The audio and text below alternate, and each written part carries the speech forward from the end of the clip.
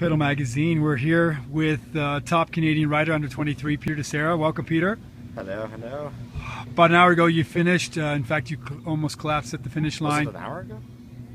Maybe it was only 10 minutes ago, but it feels like I don't know. It was a while back. How are you feeling now? You recuperated? Yeah, I'm definitely tired. Legs, lungs, diaphragm, throat, all that jazz is definitely just cooked. But what I'm surprised is like super tired. It's just like my eyes and like head. And it was just that type of course that like bike piloting and skills, and you were like had to be on the entire time, and you're just going to spin out and fall over or like slide down the side of a hill. So yeah, it was a hard race mentally, for the fact that you'd be 100 meters in front of a guy, mess up, he'd catch you, and then he'd fall, and then you'd be 100 meters ahead of him again, and just so much back and forth with some people. And one hell of a course, very, very hard. Had a very good start, and then the lap and a half to follow the start, I was just moving through guys, and I was like, wow, this feels really good. Let's see if I can climb my way into like the top 20. And then all of a sudden I realized that was not going to be a thing, as the legs just started to refuse to cooperate. But like it's Worlds. Everybody's here to just blow everywhere and just try to kill everyone, and that was kind of the attitude, and that's the kind of attitude I came into it. It's just like, just gotta get ready for one hell of a fight. And yeah, it was fun. It was hard. It was, I don't know how the elites are gonna race it. There's no course left. Yeah, super exciting. Yeah, mentally it was definitely in and out, temperature dropping, rain, Yeah. everything. Physically, I know you had some pretty big fights out there as well on the bike.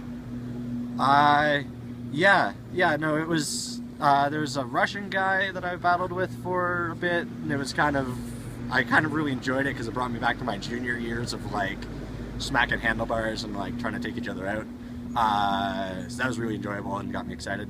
But then there were a couple times when, yeah, you just get stuck behind somebody on a descent, and they're like, okay man, like, you need to get out of the way, you just crashed, and you can't stop, and it's just a mess. But then they go crush you on the next climb, and you're like, come on, like, this is ridiculous. But yeah, no, I was definitely trying to stay positive. The temperature dropped significantly from the start lap to the second lap, like noticeably. And then the fog rolled in, so you could only see like 30 feet in front of you. But no, it was super exciting. It was super good. Riding, like, everybody made mistakes today. I was just going through laps and whatnot, and you could hear over the loudspeaker the guys out front, and they're like, oh, like, Anton's out front, oh, he fell, oh, now Victor's out front, oh, he fell, and then just like going back and forth, and like, that'd be crazy stressful to be going for for the gold and having that happen. But yeah, I was really looking to crack that top 30. I was sort of in the area to crack the top 25, but then just blew left, right, and sideways on that last lap.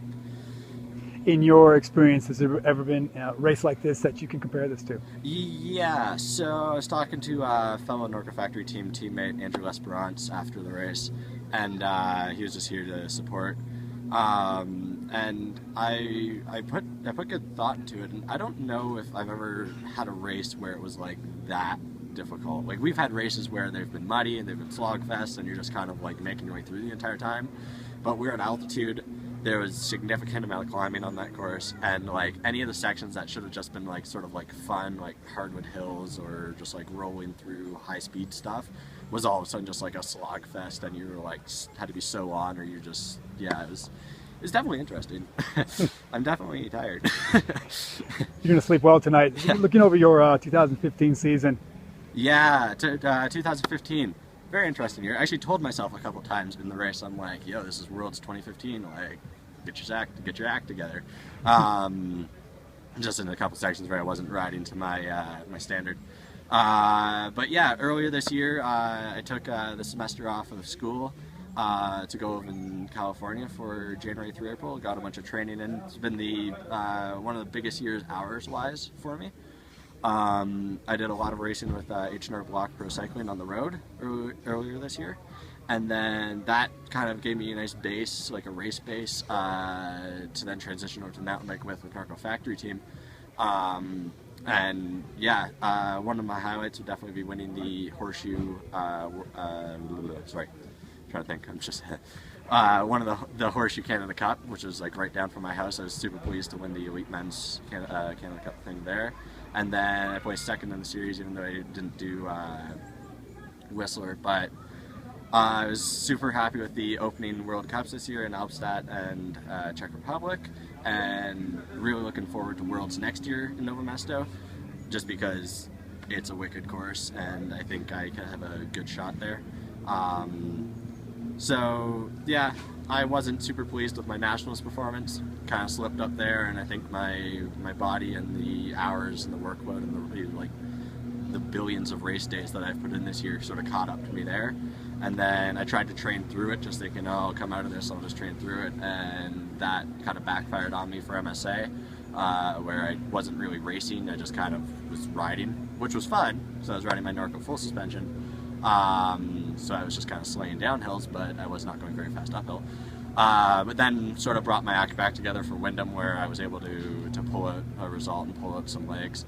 And yeah, we talked earlier this week and disappointed with Italy, with the Italy crash and whatnot, but I got through today safely. That was one of the goals. I wanted to just keep my head up. I'm like, look, if you start 5 spots less than you would have, but you can avoid a crash or keep your head up and not lock bars with anybody, then that's what you got to do. So yeah, off the start, I sensed when the line jump was going to happen and everybody crunches forward towards the start line. And I was actually able to make up a row there, so I was super happy.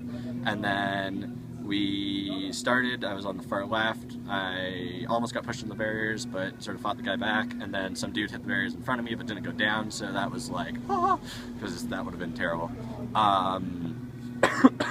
But it was hard. A lot of guys went deep, and I think that's why I was able to make up some spots on the second lap. But yeah, when I came through and I looked back at the timing board and I saw I was in the 30s, I was a little bit upset because I wanted to be, I had a little bit higher ambitions, but it feels good to be back to sort of my racing standard. Yeah. Wow, thank you for all that. Sorry, that was a little bit much. He was great. It's great to be able to go deep into a race like that, and this wasn't a unique race. This by all counts. This was definitely you don't get many of these races, and it's really impressive seeing who comes out on top, because they're wicked bike handlers, they're wicked power guys, and they're smooth as well. I wouldn't say I'm okay. But when it comes to uphill, it's I just want to just stand and hammer. I don't want to have to pedal and be smooth. So that was definitely one of my downfalls today, with just the slippery switchback climbs in the forest and stuff like that. There's no lines left. It's tape to tape mud now. There were 3 sections I had to run every lap. But it was fun. I enjoyed it. I love it. I'm exhausted. Great. Thanks so much. Cool. Thank you. Have a great off season.